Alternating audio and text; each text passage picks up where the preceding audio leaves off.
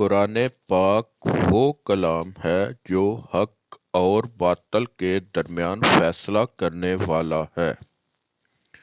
جو آدمی قرآن پاک کی تلاوت کرتا ہے اس کی ہدایت میں زیادتی اور گمراہی میں کمی ہو جاتی ہے۔ قرآن پاک نہایت بہترین ہدایت، نماز اچھی عبادت اور اپنے آپ کو پہچاننا کمال معرفت ہے۔ بے شک قرآن پاک وہ ہے جو کبھی حق کے سوا کچھ نہیں بتاتا، اور یہ ایسا رہنما ہے جو کبھی راستے سے بھٹکنے نہیں دیتا اور صادق البنات ہے۔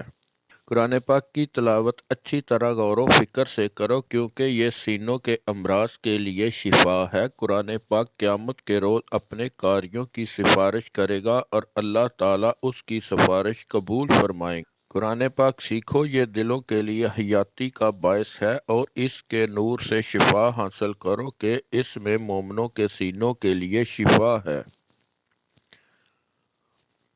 اللہ تعالیٰ سے ایمان کی سلامتی مانگو اور قرآن پاک کے مطابق عمل کرو۔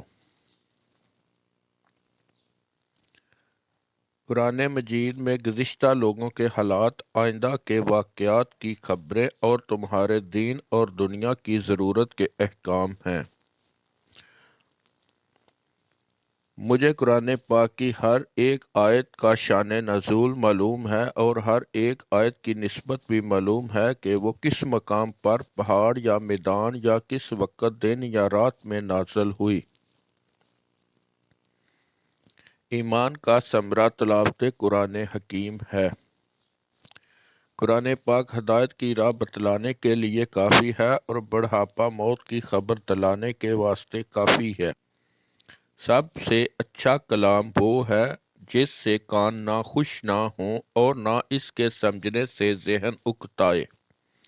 قرآن پاک کی آیات کو غور اور فکر کی نگاہ سے دیکھو اور اس سے عبرت کا سبق حاصل کرو، کیونکہ قرآن پاک نہایت عبرت دلانے والا کلام ہے۔